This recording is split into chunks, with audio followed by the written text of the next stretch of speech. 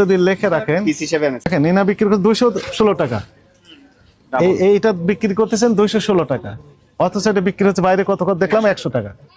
তাহলে ডিফারেন্স হচ্ছে 116 টাকা একটা ছোট্ট তরমুজে। এই কারণে তরমুজের দামটা বেড়ে যাচ্ছে।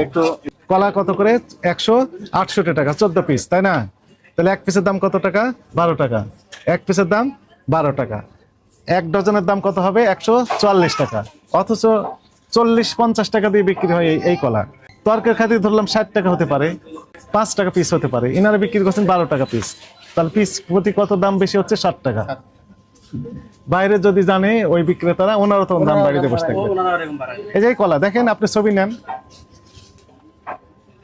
এটা এর প্রিমিয়াম কলা, সবগুলো প্রিমিয়াম। সুপার শপে ঢুকলে প্রিমিয়াম হয়ে যাচ্ছে, আর দাম দ্বিগুণ তিনগুণ।